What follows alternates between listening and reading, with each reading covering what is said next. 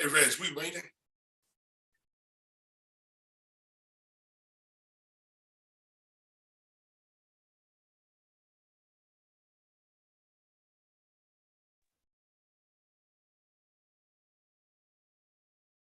Okay, brothers, we are live now. We are definitely live. Trying to work out all these kinks and everything. Okay, brothers, we are live now. We are definitely live. Trying to work out all these kinks and everything. We're going to turn off our alternate devices. We are live now. We are definitely live. Trying to work out all these kinks and everything. We're going to turn off our alternate devices.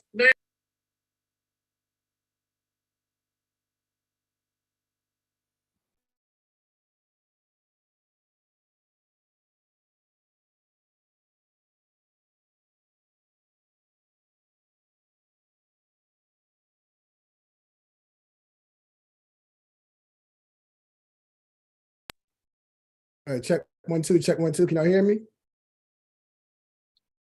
Copy. Yes, sir. All right, check 1 2, check 1 2. Can y'all hear me? Copy. Yes, sir. All right, check 1 2, check 1 2. It's echoing. It's like it's echoing a couple times.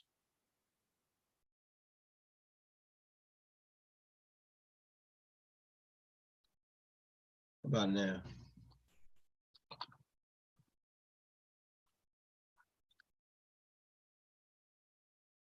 Turn down your devices, the alternate devices. I got a couple things going on. I'm going to minimize this. Turn down your devices.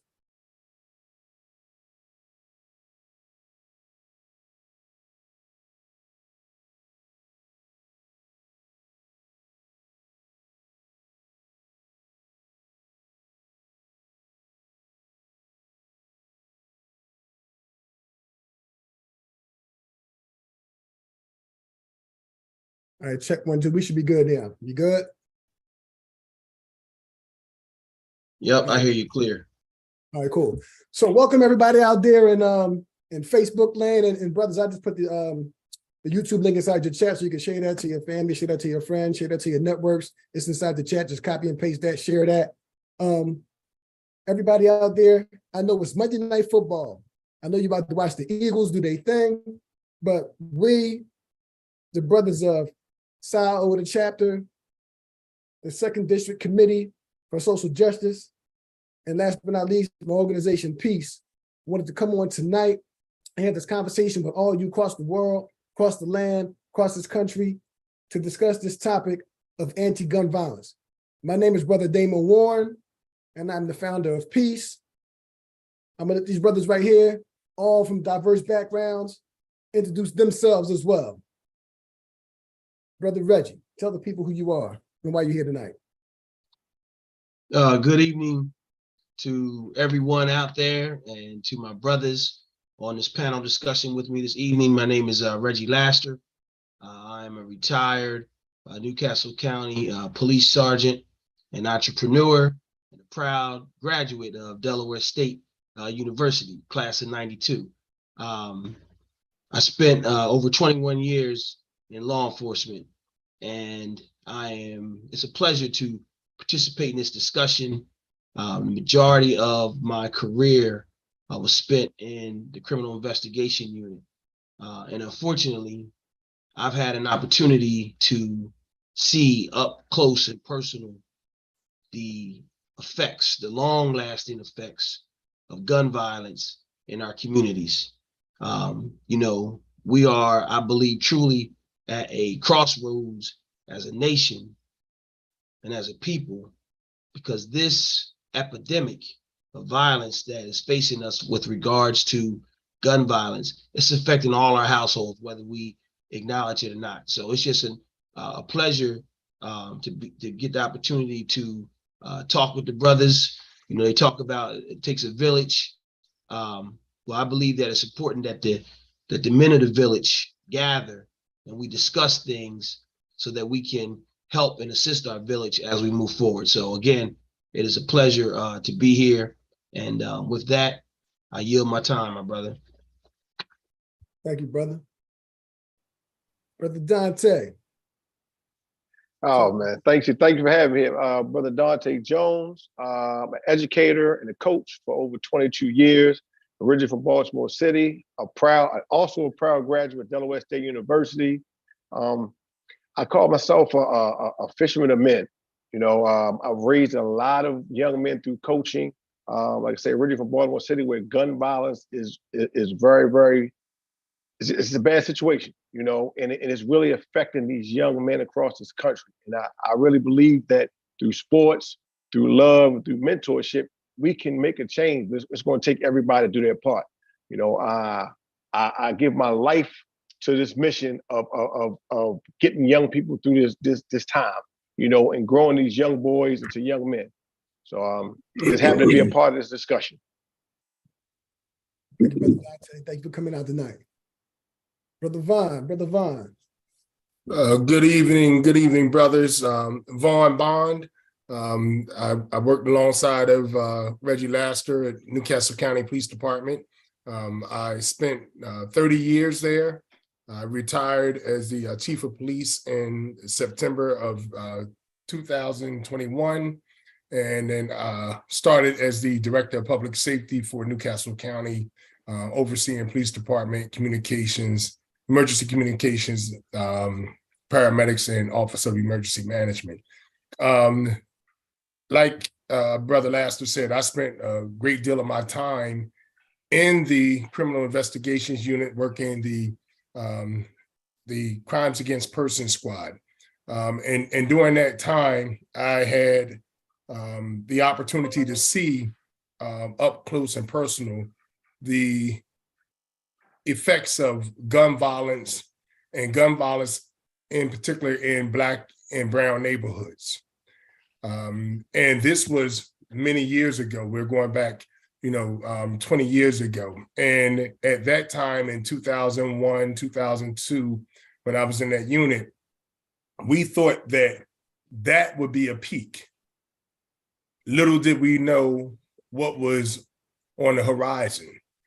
And to see where we are now as Black and brown people, and I know that there are others who are subjected to gun violence, but I think we'll all agree tonight that no other race is affected by this to the tune that African Americans are. And so the reason why I'm on this is to learn, to listen, to see what other initiatives are taking place to address this problem, to provide some insight. I don't have the answers, but to provide some insight and give a perspective from a person who has been there and saw the ravishing effects of this gun violence over the years. Awesome. So what I'm gonna do right now, I'm gonna share my screen and just pull up a couple of other points and whatnot around some of the root causes of this situation, because for everything that happens, there's definitely root causes for that. So let me switch it up a little bit here. Can you all see that right there? Yes, sir. Mm-hmm. Okay. See, yep.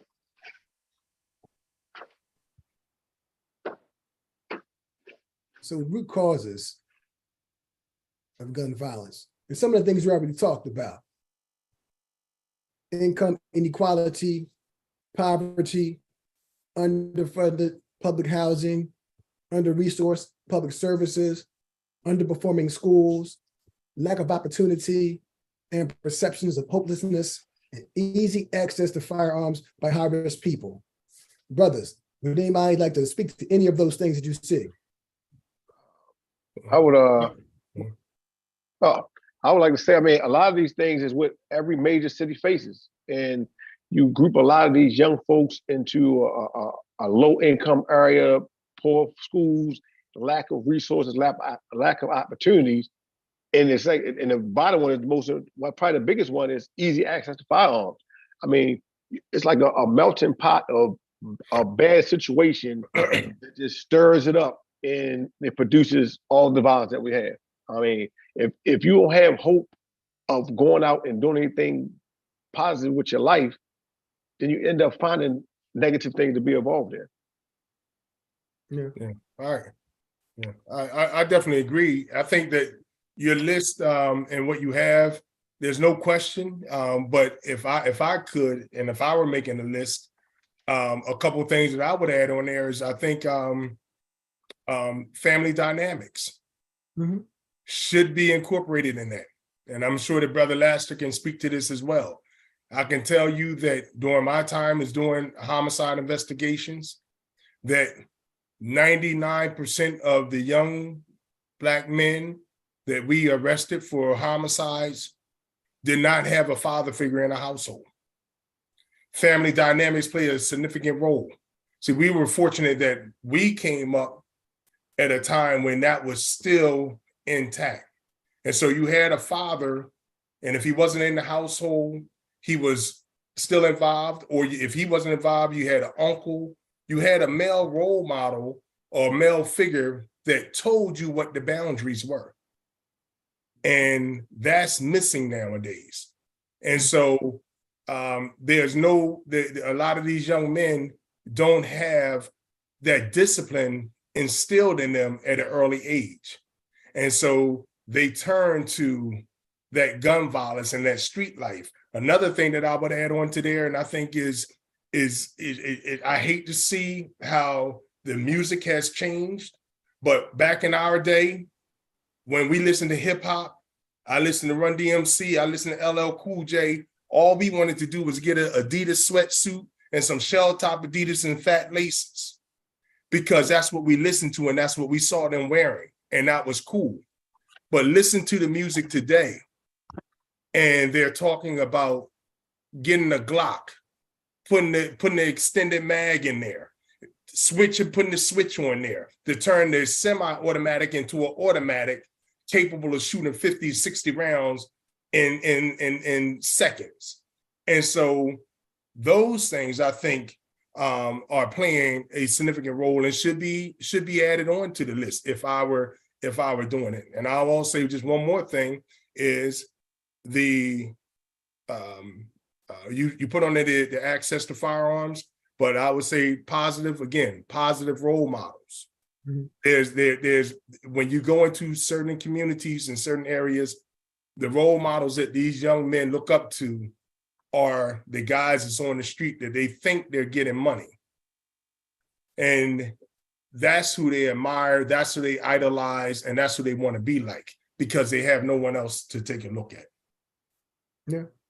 I'm gonna go to the next slide because some of the things you just talked about are actually still here on the slides. So here, and I'm gonna slide you guys up here. Here we go. Communities of color are impacted by structural inequalities rooted in racism. Firearm violence is highly concentrated within impacted communities of color. Gun violence changes the chemistry in the brain and can have lasting impacts on health, well-being, and development if left untreated, right? Trauma stuff, right? Talk about that in a little bit. Widespread community exposure to gun violence exacerbates already existing social and economic inequalities and further perpetuates gun violence. And I'm gonna add something else. We're still at the tail end of this pandemic, right? And what the one thing that the pandemic, as an educator, the one thing that the pandemic showed us is that everything that was bad before actually got worse during that time. It really exacerbated all the problems. So now, gun violence, as you just talked about, 30-year career, 20-year career, it's been around for a while. But now with this pandemic and, the lack of hope and all those other things that have taken place and whatnot, it just only exacerbated that. I'm not blaming it solely on that. It's definitely related to these things we talked about here a moment ago in terms of the root causes, but that thing made it escalate. What do you think about that? Well, I think you're spot on from the standpoint of, during the pandemic, our focuses changed. And in some ways, because we were isolated, I believe that things slowed down for us and caused a lot of us to really examine the things around us. Okay. And from that, different types of conversations, I believe, began to evolve. You also started seeing different types of partnerships developing because of the pandemic. And in the midst of that, I think in our community, in our Black community, we started talking about some of the inequalities that we knew were there, but because we were in our, I'm going to say, regular world, our, 9 to 5 constant hustle bustle, right? Now, because of the pandemic, making a lot of us work from home and so forth, we had to kind of look at things from a different perspective. And as these conversations began to develop more during the pandemic, I believe the negative effects of gun violence, socioeconomic equalities came out even more in our conversation. And keep in mind, in the midst of that, we had front and center, institutional racism was on the front pages because we were experiencing everything that we were going through as the Black Lives Matter movement began to blossom even more, during the beginning of the pandemic. So I agree with you that the pandemic put a magnifying glass on this particular issue, but not just gun violence, but multiple issues within our community. And now I think the question is, Brother Warren, the question is, now that this magnifying glass has been put on this issue, where do we go from here? Absolutely. We're going to get into that in a second. Definitely are. Anybody else want to say something about what's posted here? Because I'm going to go to the next frame. I'll say this, Brother Warren. I think all of these are very important and they're factual. But I look at that third point about the exposure to gun violence and what the impact is when those who are exposed to a traumatic event, especially children, are not able to receive the kind of care that they need. I recall a couple years ago, there was a homicide in the city of Wilmington, and the newspaper took a photograph of the crime scene from a distance, and there was crime scene tape up there, and there were 3 kids that were on like big wheels or tricycles that were just outside of the crime scene tape. And they couldn't have been any more than probably 3 or 4 years old. And I thought to myself when I saw that, they're seeing this and they're witnessing this type of trauma. And oftentimes they are left behind and they're not giving the type of care that they need, the mental health care that they need. They're seeing loved ones gunned down in front of them. And again, the mental health and the treatment of them is not being attended to. And so what do we think that does to their psyche? And that's why I said that point that you have right there is so true. And when you sit down and you talk to a lot of the young men who are incarcerated right now, and they're incarcerated for a violent crime, a homicide, and when you talk to them, they will tell you the exposure that they had, things that happened to them that went untreated. And so that's real. The mental health aspect in Black and brown communities is real. There needs to be more of a concerted effort by the resource providers to get in there. And, I'm proud to say at Newcastle County Police, that was one of the things that we started our behavioral health unit. One of the things that we added on there was a child advocate. So when we had incidents like that, we had a person in-house that we could say, listen, there was a 7-year-old kid that was here when this happened. We need to reach out with that child and make sure that child is okay and get them the resources they need so that they don't carry on what they just witnessed and what they were traumatized by. Absolutely. And that kind of segues into my next question. But I'm gonna make a statement also. I was gonna ask you, talk about a time when you yourselves personally, because we grew up in different parts of, the tri-state area, different parts of the country and whatnot. when did you yourself personally first become maybe a direct, victim or witness, some sort of, traumatic situation around gun violence? And I can speak to mine first. I'm gonna go first, right? I'm gonna speak to, because you said something that they kind of came back to my memory. So when I was 6 years old, my grandmother raised me, did the best she could, and so on and so forth, right? But my father, it was my father's mother, real talk. And he would come and get me from time to time. He supported us financially, but he wasn't really around. And he would take me with him sometime. He was in the streets. Make a long story short, he was in the streets.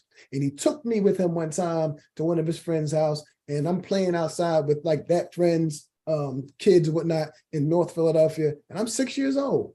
And somebody gets killed. Somebody gets shot. I'm 6 years old and I see this right there. Now I was able to go back to my grandmother. There was no therapist around, but my grandmother was the therapist, right? So I still got that foundation from her and everything.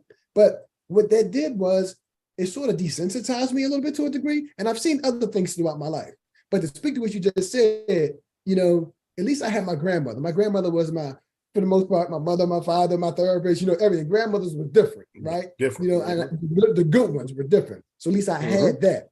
The thing is, a lot of the kids don't even have that. So each of you go, just talk about a time and how it impacted you, if you either professionally or personally, in terms of gun violence. Well, I can tell you, I'm gonna try to be quick because I got two instances. The very first instance was when I was probably about, I want to say between the ages of 10 and 12. And there was a family that lived a block over from where I lived. And they were, it was a very, I grew up in the country, small town. So, you know everybody by the family's last name. So this was a big family, okay? And there was a domestic incident where the father and son got into an argument, and it led to the son shooting the father and the father shooting the son, and they both died. So in my small town, that was a huge deal, and just so you understand the dynamics in my hometown, most of the Black folks in my community lived on the South Side. So the South Side is in an uproar because we've had a double homicide, domestic related, father shoots son, son shoots father. And I just remember my father saying, man, that family is going to be forever changed. And something about the way he said it, it stuck with me. It stuck with me. So that was the first time that I saw the effects of gun violence. Another time, and keep in mind, I probably investigated. I was trying to do the math the other day, man. I'm sure I'm in the 400 to 500 in terms of cases either being directly assigned to those investigations or having supervised those investigations or assisted in those investigations with regards to violent crime. Some of those homicides, some of those shootings, some of them stabbings and other violent crimes and so forth. But I remember, and I believe Brother Bond was the lieutenant in charge of criminal investigation unit at the time. And I'm gonna leave names out, but I remember we were investigating a homicide and we went to talk to a guy who we knew had witnessed it. And as par for the course, he wouldn't give us any information about who the shooters were, but we knew that he had witnessed it because we saw him basically on video right there when the shooting happened. And he didn't cooperate, and I'm talking to him and he's giving me this and that and excuses, but not really cooperating with the investigation. And probably less than a year and a half later, the same guy that I was talking to, I was standing over him at the medical examiner's office where he was a victim of a homicide, murdered and killed. And this may sound so crazy, but but this is how real it is. I'm talking to this guy. He's talking to me, but he doesn't want to cooperate. And it dawned on me, the same guy that I'm talking to and didn't want to cooperate with one homicide, I'm looking at him. He is now a victim of a homicide. And not to be, too vivid, but he was hurt so bad that he was unrecognizable. And I know if we would have had a crystal ball and said, hey man, this violence has got to stop, and here's what is coming to you down the road, his demeanor may have been different. And that's the thing that I say when I talk about what's next. Brothers, we have to impress upon our kids, man, how final this gun violence is, how devastating it is to individuals and to families and to communities. Our kids they see it, but they don't see it. And we got to find a way to make them see it. It's deep. I'm gonna speak on mine, and one thing I want to add to the part that we haven't touched on is drugs. When we were coming up, it was a small percentage of people that, like, say, even in high school, the people that maybe had smoked marijuana was a small percentage. Now, today, the small percentage is the ones that don't, and it's gone from the marijuana uses to the pills and like kids are being introduced. I mean, nowadays you see kids in middle school that are messing with these drugs at an early age. So you got to think about the lack of judgment, lack of resources, lack of role models, and then you add the drug usage to it.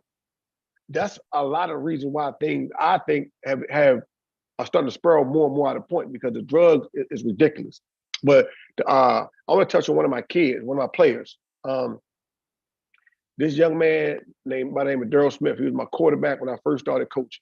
I was really attached to this young man, and because academically he wasn't ready to accept a scholarship, he had to take another route.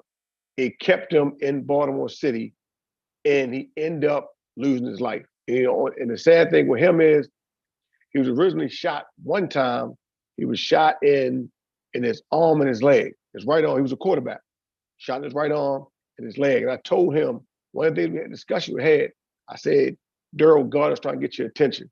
The most important asset is your arm. He was an awesome quarterback. Awesome. He got your attention by your right arm, your leg, so you can sit still and understand. But one thing about Daryl, his biggest thing was he hated fear. As a player, he hated fear. We were going in one scrimmage where it was a team that had one of the meanest linebackers in our area, and he was scared of his linebacker. So we walk into the scrimmage, and we're walking, and he deviated from the team. So I'm thinking he's going to just talk to one of his friends. And he went over, and he swung on the linebacker. And when they broke it up, we came over there, and we grabbed him. I said, Daryl, what you doing? He said, Coach, I had to get that out of my system. I'm ready. Now you go back to when he got shot, he knew who shot him. So we went through all this. We had all the discussion. We're talking. Daryl, come on, you got yourself together. He was kind of getting himself together. The night he was killed, he called me. And he said, Coach, I'm going out Westport. I'll be back. And I knew that one of his issues, I said, why are you going out there? No, I'm good, Coach. But I think he was just calling me to think that he was trying to get away from his girlfriend, let him know he went out to Westport and went to confront the person that shot him the first time, and this time they killed him. And it was just that the thing that made him a great athlete and a great player is we also got him killed. And from him, my level of coaching changed so much more, because I felt my job now is to save every kid I had my hands on. So how hard I go and going to homes and taking kids on trips and whatever it takes to get them out of their environment, all started from going through the experience with this young man. Appreciate you, Well, brother. for me, I over the years, obviously, I've known people who have friends who have lost their lives to gun violence. What I would say from a professional standpoint, and I'm sure that anyone who's passionate about the job, each one of those cases affects you to some degree. There are some that stand out to me that, in a sense, made me very, I'm not going to say paranoid about my children going out, but it in a sense it did. I was afraid of a couple of young men who I'm very close with when they were younger going out. One case in particular, it was a young man, DeAndre Green. His case is still unsolved. And we've been working this case now. It's been 7 years. I talk almost monthly, if not a couple times a month, with his family still, as they are, pushing to have this case solved, and we're doing everything we can.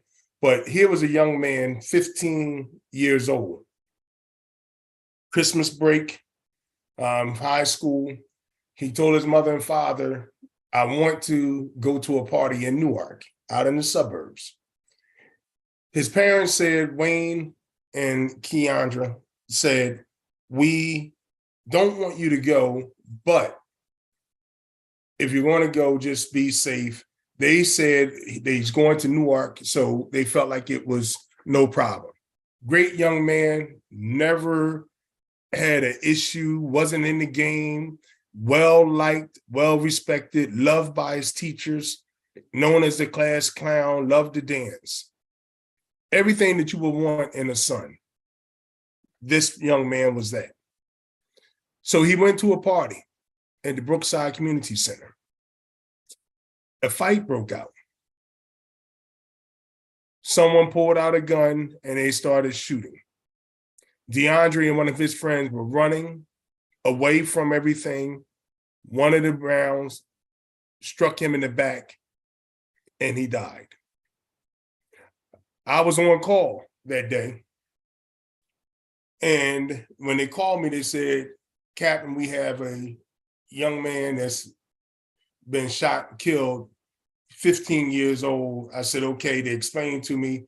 It was probably around 1 o'clock in the morning when I got the call. And I laid back down and my soul wouldn't rest. And I'm not doing the investigation, but I felt a need to go out there because I wanted to see this family. And in a sense, it was probably one of the best things I could have done because I got to know the family extremely well, but it was also one of the saddest things because I was there when they allowed the family to go in and see him and to see his father calling out to his son. You couldn't touch him. You couldn't break the threshold of the doorway. Screaming for DeAndre to wake up, to wake up. It tore me apart. And to this day, it still bothers me. But it's not just that case, it's several others that you carry with you. And so many times people, I think with law enforcement that, with robots and you don't have feelings, you have a job to do and you have to do the job. But it affects you. It hurts you. And in that case right there, here we are 7 years later, and his father and I just spoke last week. 7 years later, I remember it as vivid as if it happened yesterday.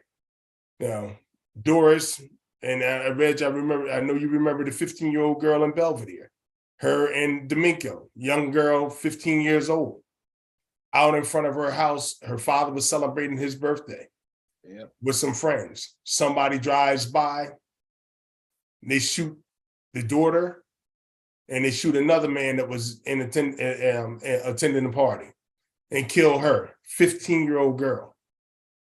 Devastating.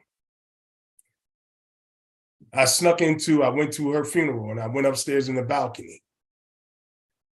And man, it tore me apart, because this is the effect. And when you talk to these families and you see this is what these guys out here in the street, you're shooting the person. I always say here, the person who is killed during one of these violent homicides, these shootings, the person who died is the person who got off the luckiest. They got off easy, because the families that are left behind, the aftermath, the parents, the grandparents, the children, those are the ones who are suffering every single day. Every single day, they have to live with that. And when they turn the news on, the first 5 minutes of the news, what do you hear? Homicide, homicide, homicide. You don't think for a second they don't think about their child, or look up on the wall and see their picture, their child's picture on the wall? Sure they do. And so those are the people who are traumatized by it. And that's, when I think about it from a personal standpoint, from a professional standpoint, that's how it's affected me.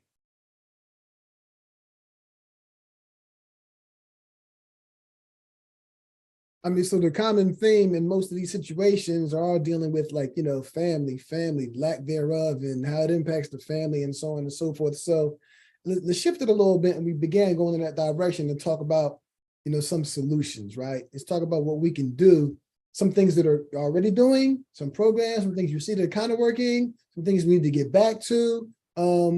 Share your thoughts on that. Anybody go first?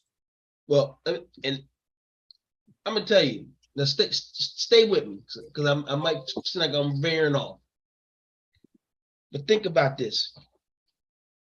If I say, think about our American culture. If I say to you, if you hear ba-da-ba-ba-ba, what do you think about? Loving it. Correct. Mhm. What is it again? Ba-da-ba-ba-ba. I'm loving it, Loving it. right? Mhm. That's Yep. McDonald's, right? Right. If I say, like a good neighbor. State Farm is there. Yeah, right. And the reason why we know these things is why? Because we get indoctrinated with that. We see it all the time. And when we talk about the change, I think that's what we got to do in this discussion in our communities. We got to start the same way our kids are indoctrinated with this gun violence. We got to start indoctrinating them with the mindset of, hey, this gun is not the way. There is another option. And I believe for a lot of our young people, they haven't been exposed to any other options but to have a gun, to possess a gun. We talked about their lack of maturity in their thinking. Well, we know studies have shown what? Your brain doesn't even stop developing to what, age 25? Mm-hmm. So we know our young people, their brains are still developing, and they are taking in the sights, the sounds, the things around them. And we are at a point where our young folks, I really truly believe, they don't even see the magnitude of the consequences of possessing a gun, utilizing a gun, shooting a gun, what happens after you discharge a weapon, what physically happens to the human body when it's struck by gunfire. And we're dealing with a whole generation of that. And I think what we have to do is we got to get back to changing the narrative. And one of the things that I think that and I've seen it done, not so much with gun violence, but just violence in general. I think we need to truly look at utilizing peer-to-peer tools. And the reason why I say that is because it's something about that individual that's close to your age talking to you about the pitfalls of something versus your grandfather, your uncle, right? You hear those older men in your family when you're 10, 11, 12, even younger. But it's something about having a individual who's closer in your age to talk to you about their experiences, how they lost a friend to gun violence, why you don't want to get involved with guns. Here's what happens when you do.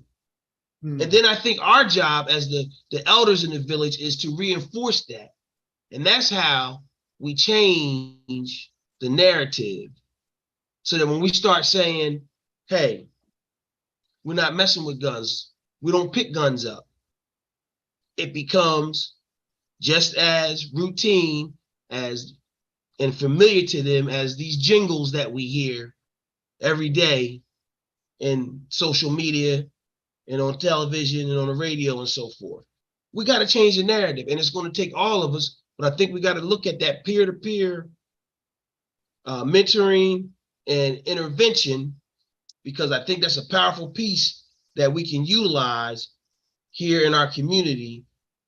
And so I encourage, the brothers to think about that, because I know, Brother Warren, I know you have examples of where that's been effective, with peer mediation and things like that in different schools. So I think we need to look at that, utilizing that tool as well as we change the narrative in our community.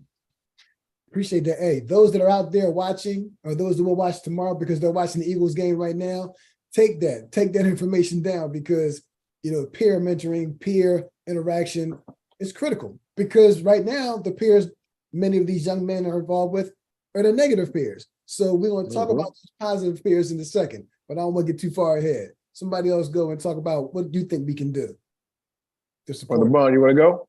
No, you good, man. Okay, I'm gonna hit you with 3 different things.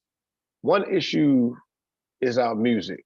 Like, our kids are just bombarded with everything negative. If you the music that the rappers and the singers, anybody who comes with something positive, you don't hear them on the radio. They don't get the spins. But this country has put so much money into selling these kids the BS, the pill popping, gun toting, women, sex, money, murder. That's all you hear over. And like Brother Laster said, it's beaten to their head. That's one. Next thing, these cell phones. One of the biggest issues with cell phones is this. When we were coming up, if I went to a Brother Laster neighborhood and he beat me up, only people that knew what happened was the people that were there, and the word of mouth. Now, with these kids videotaping everything, these kids think, do I want to go fight and actually lose and be humiliated? No, I'm just going to go use this gun. They would rather sit in a jail cell than to have to relive that getting beat up over and over. And these kids, every time there's a fight, the first thing they do is whip out phones. The first thing. So these kids, they become punks. They so weak that they say, nah, I'm not taking a whipping. So I'll use this gun and I'll deal with the consequences. And the last part is coaching. There are a lot of the wrong people around these kids and not building these kids the right way.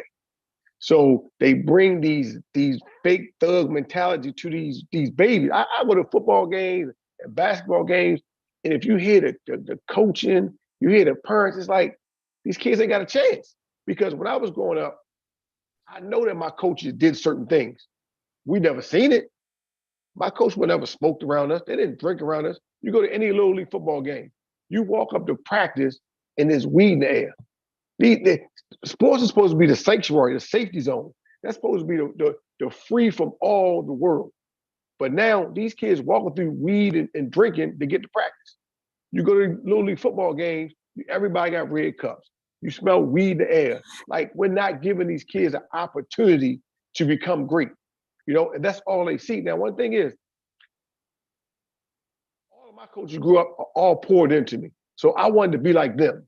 You know, our high school coach, Coach Pompey, used to flip his collar up. So we want to do that. So if the person you're looking up to sitting around smoking weed, I'm 7, 8 years old. That's what I'm looking up to. So I think that there needs to be a governing board over youth sports. And everybody, just because you apply to coach, don't mean you should be coaching these kids. Because there's a lot of ex-knuckleheads that's coaching these kids and they are destroying them. These kids are not getting the opportunity to become great because they're being pulled in by just the most nonsense people out there. So, I mean, there are 3 things that I think that we can change if we really pour into it. Like a governing body for sports, like really you had to, the same way we go get these jobs, you had to sit on from somebody. I can't become a police officer by just saying, hey, I want to be a police officer and just walk in and get the job. These youth sports, anybody is coaching these kids. And you see it. No, we need to go back to the safety zone around sports and change the level of people who are coaching it to qualify people. Yeah. So your 3 things were the music, the coaching, and yep. And what's the other one? It was music, the coaching. What's my other point? God, give me a second. Oh, I got that too. I get that OLD too sometime, man. That's why I asked you. but you said the part. I know it was music. The music was the main thing. Coaching, and was it drugs? Drugs. There you go. Drugs. Yeah, drugs. Yes. Hey, you know, just to chime in real quick before we leave you and going to Brother Vine, one of the roles that I played years ago, you know, as a coach, I was also a deputy commissioner of a league in where I'm from. And I'll say it in Philadelphia. And I did it because I wanted to also coach, but also wanted to get some kids and give back. And I would have to go and kind of govern the different teams when I had to make sure they're doing the right thing. And brother, let me tell you, some of what you said, I saw back then, and I'm talking about late 90s, early 2000s. Phones weren't like that at the time. And I got out of it because I had literally, and I'm trying to do the right thing, get people on the right path because you're being role models for these kids and whatnot. I was almost threatened, you know, with the potential for, you know, a guns a situation. But I said, you know, why am I volunteering and doing this? Right? For these dudes that, you know, trying to live their glory through these kids because they didn't really ball themselves. You know, I balled and I coached and I played. And so it wasn't for that for me. I'm trying to make sure the young people get better role models, but I didn't buck. I still suspended you, jammed your team, fined your team. I was the fine dude. Fine, $500. You know, what if I see something? So that's why they didn't like me. So I said, you know what, y'all got it. But I'm sure it's probably worse now than it was then. Phones, but my other point was phone. It was phones. That's what Phones, it was. that's what it was. It was definitely phones. Everybody recording. Everybody. Yep. Phones. Yeah.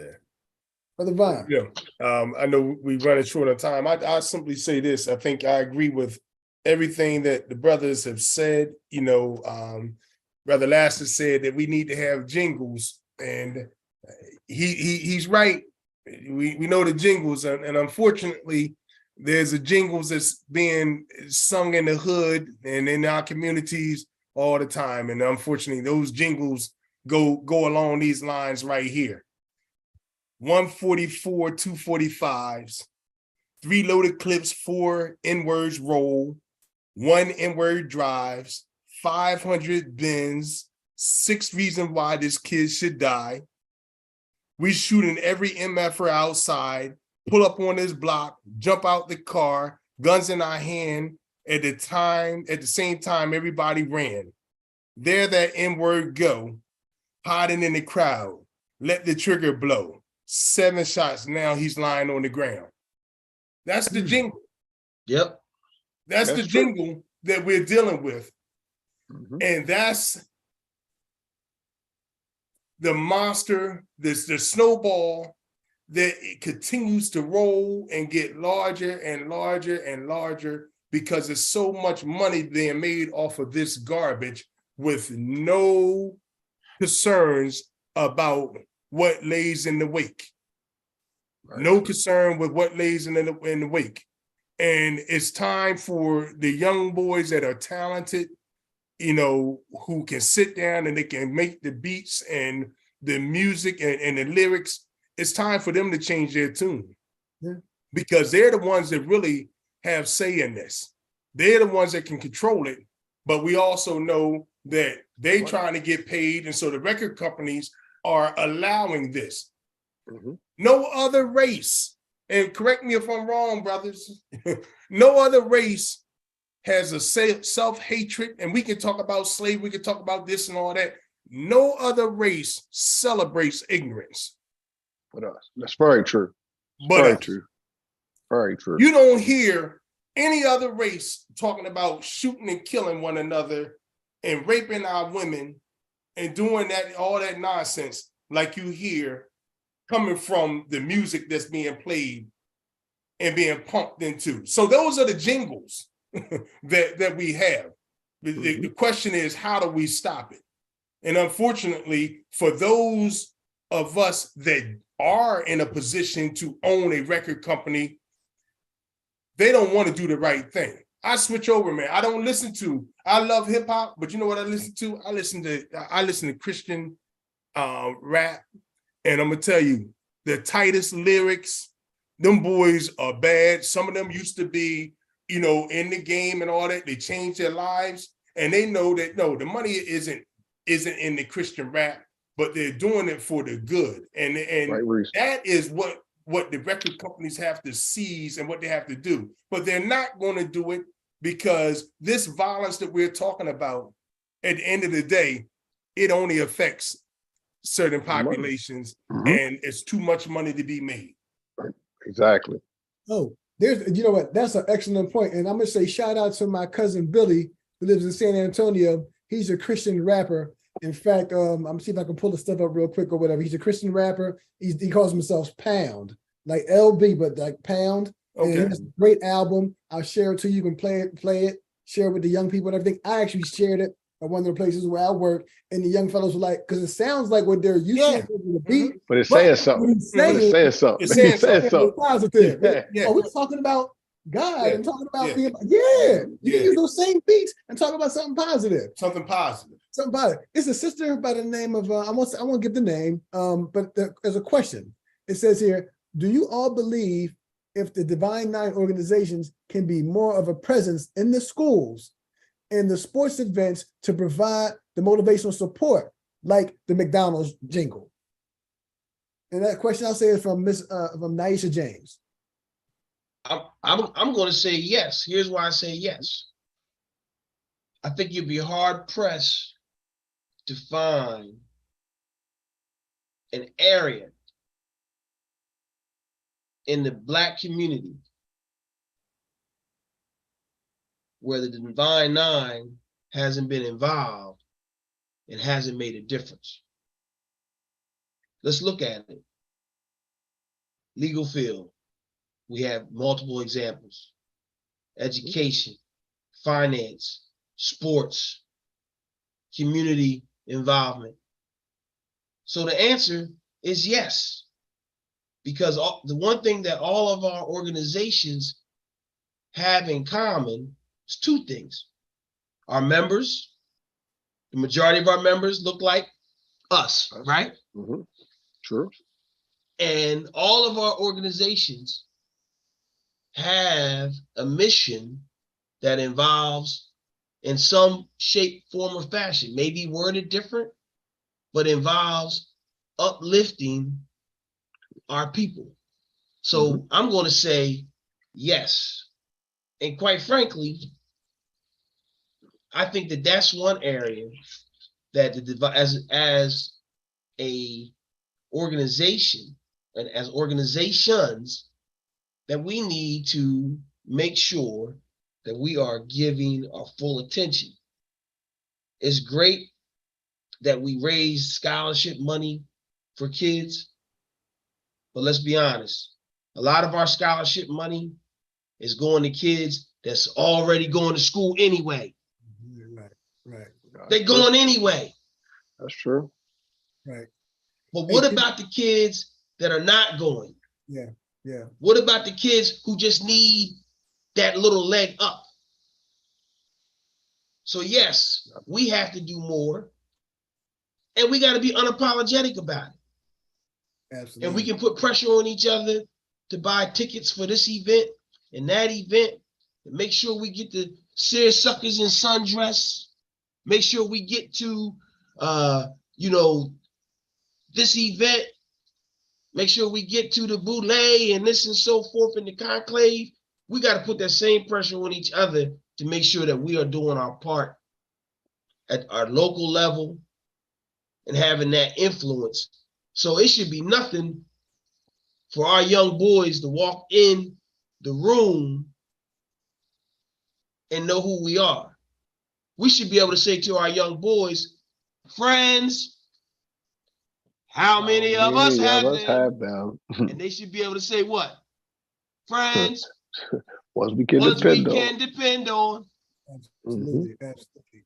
You know, I want to shout out a couple of the brothers that actually attended Delaware State. They're not on this call because, you know, one of the places where I work, you know, today I had on, you know, tie with the sweater, you know, the frat sweater and everything.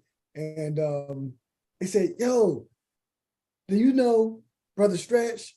Do you know Brother Trot? And like, you know, yo, I wish I'd listened to them guys. Them guys, that was good OGs. They did all that stuff, and they were trying to step. And I say, no, don't try to do all that. They were trying to step on spot. You know, but clearly those brothers had some influence on them, but they just got caught up whatever they got caught up in, and they had to take a pause for right now, which they're doing. And I said, well, listen. And they said, how can I do that? I'm gonna do that one day. I said, well, it's not too late. When you know, get out of a situation, go back and do the right thing. Go to college, you know, and you can do it too, you know, because I can definitely say myself, I always tell people all the time, and I'm being totally transparent. At 14 years old, my grandmother did the best she could up until I was about 12 and a half.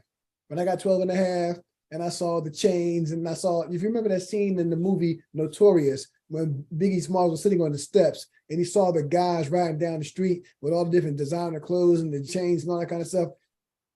You know, my grandmother had everything. I didn't need anything, but I didn't have the name stuff. So I wanted to get out there and do some other stuff. And so I got caught up. And I think, rest in peace, Mr. Rosenthal. Mr. Rosenthal was my juvenile probation officer, but I appreciated him. And I appreciated Mr. Corson, who just passed away about a month ago, my JV football coach, because even though I got in trouble at 14 years old, I had a good foundation. I just lost my mind for about a year and a half. And I said, you know what? That one night that I spent in that cell, I said, you know what? Nah, that was enough for me. Call me a punk, whatever. That was enough for me. JV football, and since JV football in 1980 until now, other than maybe a speeding ticket or something like that, that was it, right? I said, that's not going to be the way for me. I want to do the right thing moving forward. And I know we're getting close to running out of time, but I'm going to show a couple more slides real quick, you know what I mean? And then we're going to get on out of here because I know what's on TV right now. We got to go support brother Jalen. You know, make sure he's doing this. Gotta support the brother. You know, can you all see that right there? Yep. Okay.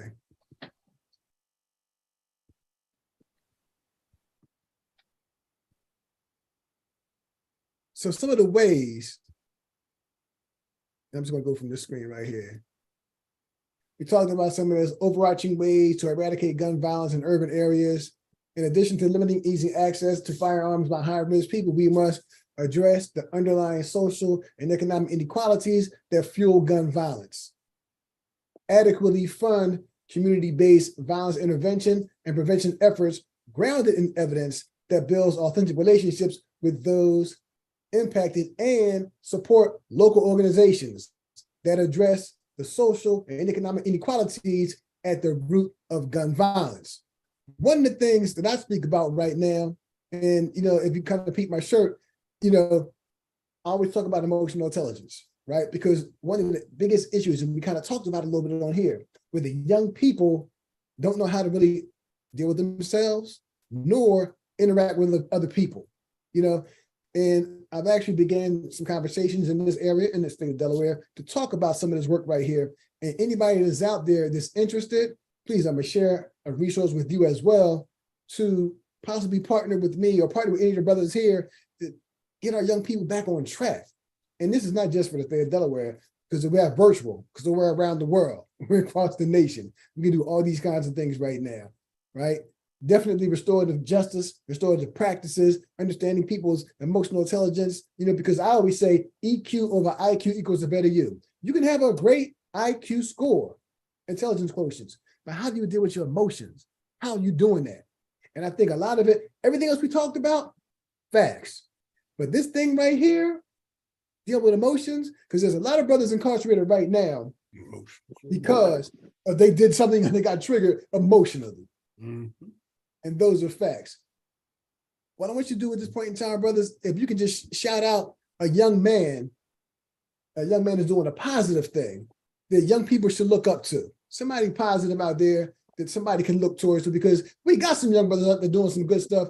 Talk about, and we can talk about a lot of them, but highlight one of them who's doing the positive things right now that you're working with or you've worked with in the past.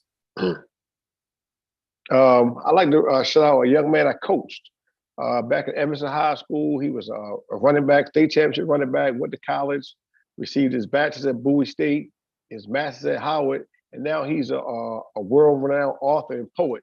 His name is Tariq Touré. An awesome young man, uplifting. He lives in Chicago now, and he just driving force to just do better for our youth. I mean, his poetry is on point.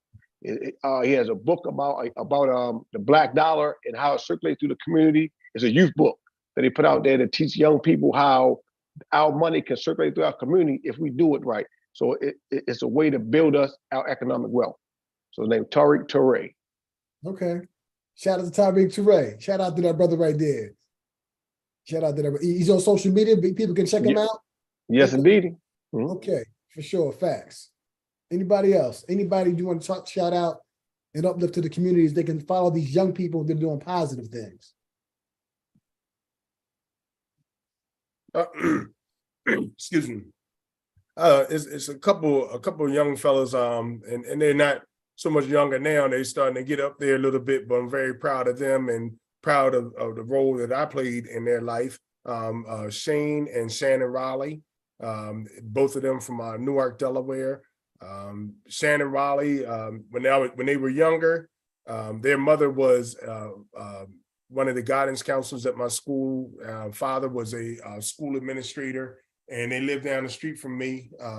Used to babysit them, and they were big into football and playing ball and so forth. And when I was, you back then, if you're 6-7 years older than someone, that was a big age difference.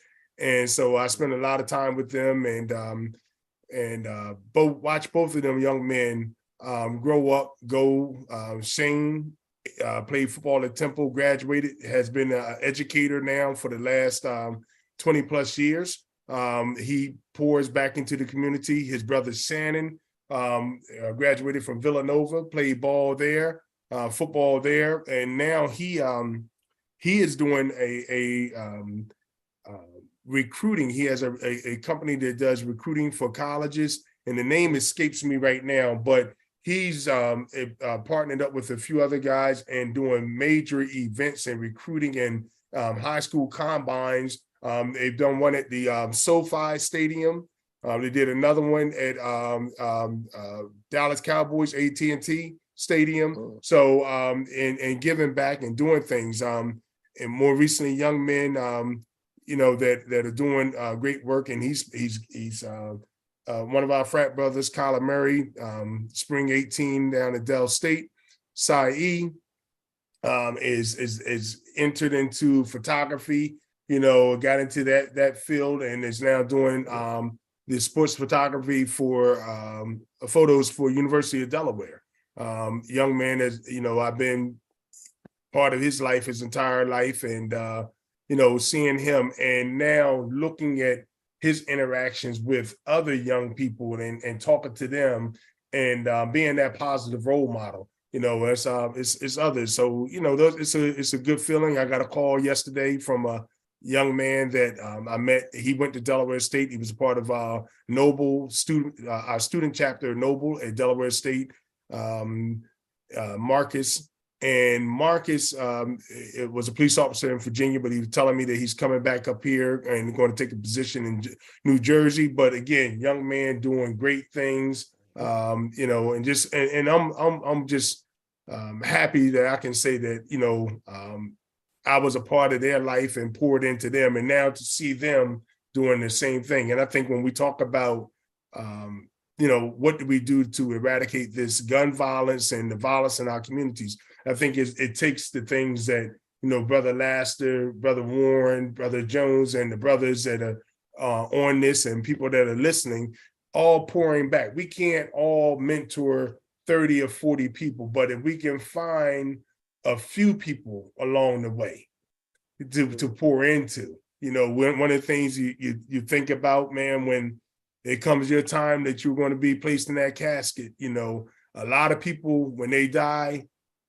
their whole being goes with them because they never poured into anyone else. Right. And if you want your name to last, if you want to be remembered, all you have to do is pour into somebody else. And just like we all have people that we can point to, I can say, yo, man, Eugene Smith, a man that poured into me, Benny Batts, a man that poured in me, and they pass on, I'm going to still talk about them. So they're never going. They're never going. Right. I'm going to piggyback off of that pouring in aspect. Brother Warren, you said young man. Well, the guys that I want to acknowledge, they're not so young because I'm one of the youngest in the group. But about a year and a half ago, I had an opportunity and a pleasure to help, along with 14 other gentlemen from my hometown, Bridgeton, New Jersey. We started an organization called BABU, Bridgeton Area Brothers United. And we started this 501c. And the common thread was all of the members attended Bridgeton Public Schools at one time. In particular, we all attended this one elementary school called Cherry Street School on the south side. And most of us have moved away from the area. And, in that group, we have attorneys, we have former NFL players, we have retired business executives, school teachers, and so forth. And everyone has done well. But we realized that Bridgeton in our small community was a common thread that was key to our success. And one of the things that I'm really proud of is the fact that it's such a diverse group of men that we have gentlemen who are, in their 60s. We have gentlemen who are in their early 40s, late 30s. And I really think that as creating grassroots organizations like that is who we need to give the shout out to, because that's where the work is really done.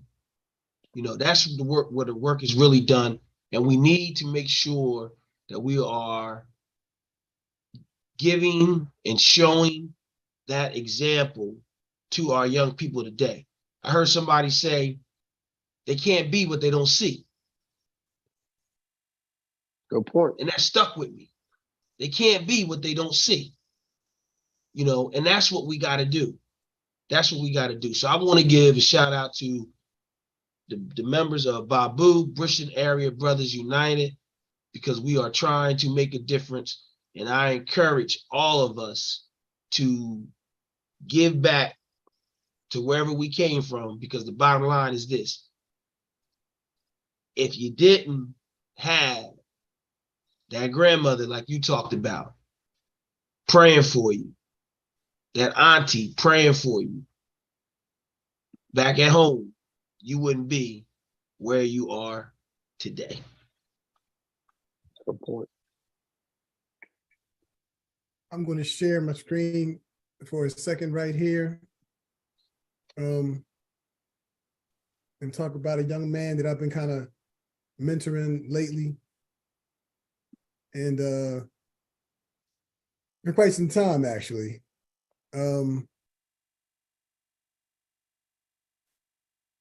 So this here, as a young fella say, like Unc and then, OG and all that kind of stuff, this here is Brother Walter Rouse.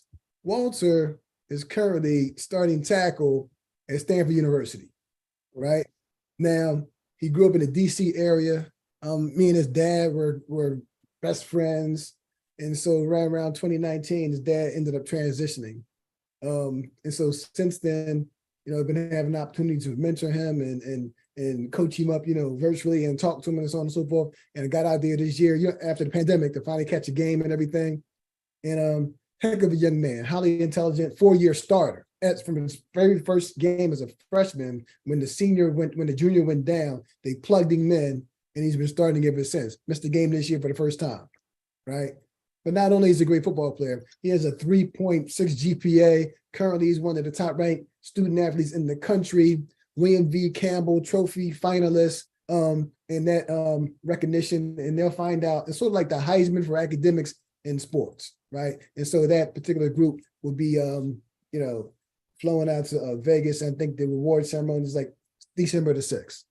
I say all that to say he's highly, emotionally intelligent, in addition to also being intellectually intelligent as well. Great young man, and I can speak to, and this is not just like any of the countless young men that I call my sons that I've coached throughout my entire career and teaching and education over 30 years now. But if you're looking for somebody positive out there in the world, young people, look for some of these guys right now, not just the guys that can throw the ball and catch the ball, make the tackles, but those that are doing those things, but also doing it inside the classroom as well, and doing it in the community as well. And his role model is Myron Rolle, right? So you know what Myron Rolle did. That's his path. That's his path. He's going to use, he'll probably get a chance to play a little bit for a few years and then eventually transition into medicine, similar to Myron Rolle. So, definitely having those multiple streams, but also having a plan, right? Nobody plans to fail, but many of them fail to plan, right? So in addition to all that, definitely anybody out there in Facebook land and also YouTube land and Zoom land, please keep in contact, with my organization, P.E.A.C.E. Please educate all children equally. Everything is right there. And you can see the website right there. But it's not really about that for me. I just wanted to share that because that's my young man I wanted to highlight. And in closing, brothers, is there anything that you want to talk about? Any initiatives you got going on? Any products, any programs, anything? The floor is yours. One thing I like to say, we got to break the hate. And what I mean by that is just speaking. Like one of the things we struggle with as a people is we see people who look like us and we walk right past them. But I'll watch people, like years ago, I just started, when I went to Walmart, just every person looked like me, I just started speaking to them. I never got anything negative. I got confusion. People look at me kind of confused, but other than that, I think that we start breaking these barriers down of just not talking to each other. I think that's another step to us building back our communities stronger.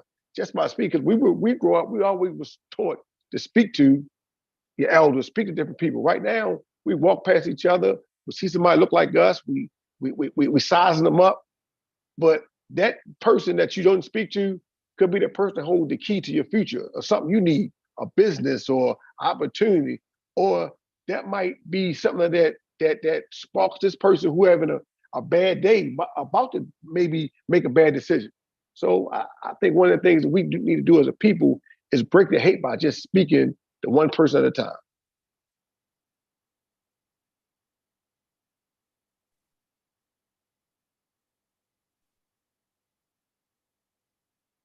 Brother Lassiter, Brother Bond, anything? I'm gonna let Brother Vaughn go first. I saw him click.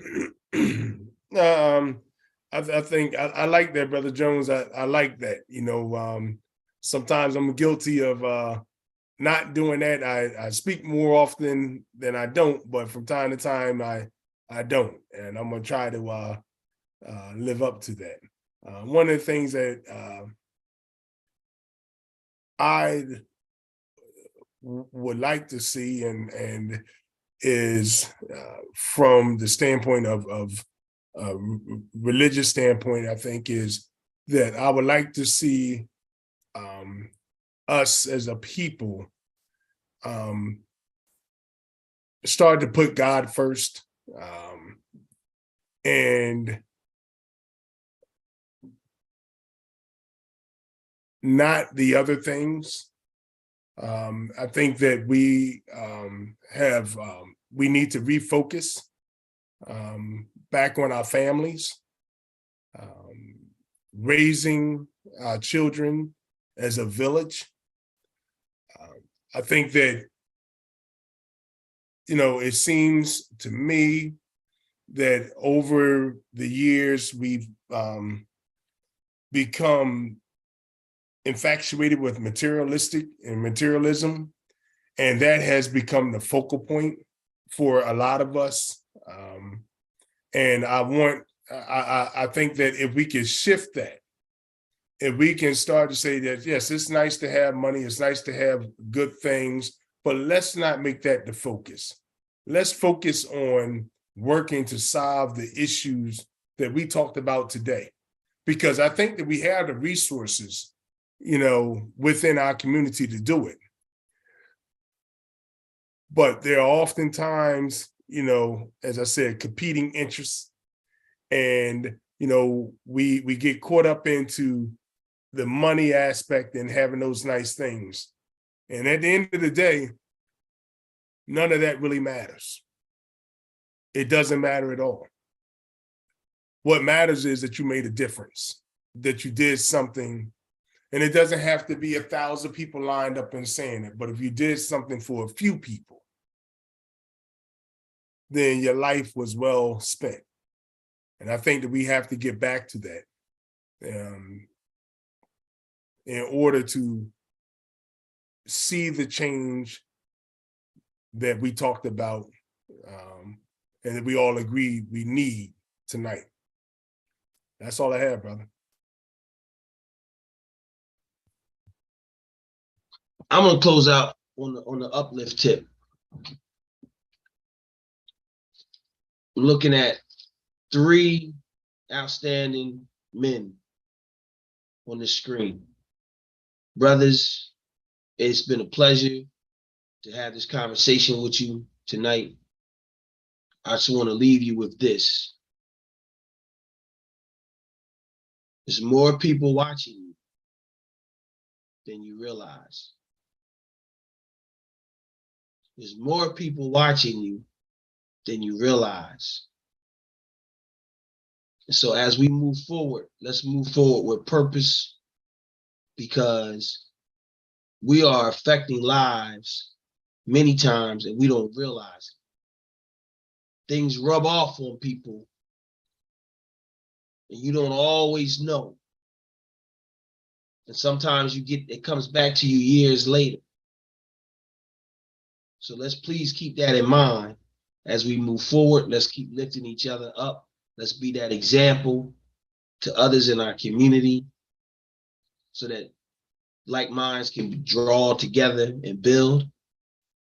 And one thing that my uncle used to always say, and it's so true, he used to say, don't let them get you down and keep the faith.